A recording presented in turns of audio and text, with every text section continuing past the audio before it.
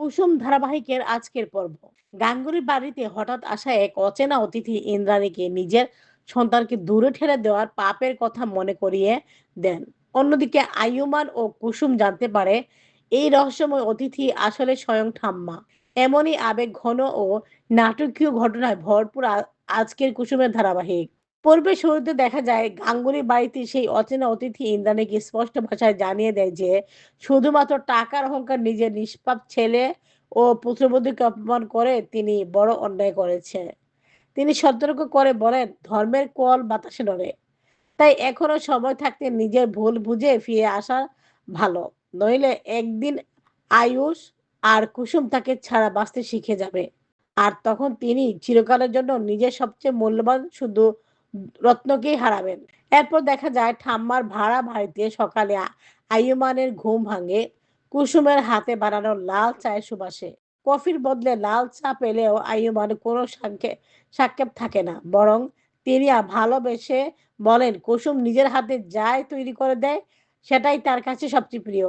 কুসুম যখন ফুল দিয়ে ছোট ঘরটি সাজিয়ে তুলতে ব্যস্ত তখন আইয়ুমান মুচকি হেসে বলে, স্ত্রী যেখানে থাকে সেই জায়গায় আমার কাছে সবচেয়ে সুন্দর। অন্যদিকে আইয়ুমান ও কুসুম জানতে পারে গাঙ্গুলি বাড়িতে গিয়ে ইন্দ্রাণীকে কঠিন সত্য কথাগুলো শুনিয়ে দিবে।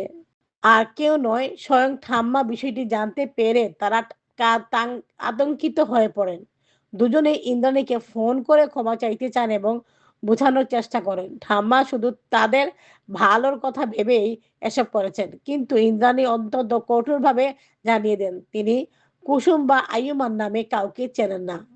এমনকি ভবিষ্যতে এই ব্যক্তিগত নম্বরে ফোন করলে তিনি পুলিশের কাছে অভিযোগ করতে বাধ্য হবেন বলে হুঁশিয়ারি দেন। পরবর্তী দৃশ্য, ইমান ও মীনাক্ষী ইন্দ্রাণীর নিষ্ঠুর আচরণ নিয়ে আলোচনা করে। ঈশান আক্ষেপ করে বলেন, রক্তের সম্পর্ক থাকলেই যে মনের সম্পর্ক থাকবে এটা অমন কোনো নিশ্চয়তা নেই। কিন্তু ইন্দ্রাণী নিজের সিদ্ধান্তে অটুট ছিল। তাই জানান তার বাড়িতে ঢুকে কোনো বাইরের মানুষ তাকে অপমান করবে তা তিনি কখনোই মেনে নেবে না। এছাড়া ছেলে ও পুত্রবধূর নাম নিয়ে আর কোনো কথাও তিনি শুনতে রাজি নন। এরপর অপরাধ বোধে ভুগতে থাকা আয়ুমান ও কুসুম ঠাম্মাকে জানান তাদের জন্য ঠাম্মাকে এত অপমান সহ্য করতে হয়েছে। তাই তারা এই বাড়ি ছেড়ে অন্য কোথাও আশ্রয় খুঁজে নেবে না। কিন্তু ঠাম্মা তাদের থামিয়ে দেন। তিনি শান্তভাবে বলেন, ইন্দ্রাণীর চোখের সামনে সত্যর আয়না ধরার জন্য একজন মানুষ দরকার ছিল। তার অহংকার তাকে নিজের সন্তানের কষ্ট দেখতে দিচ্ছে না। তাই তিনি যা করছেন তা শুধু আয়ুমান ও কুসুমের ভালোর জন্য। এদিকে ইন্দ্রাণী কি নিজের ভুল বুঝতে পারবেন নাকি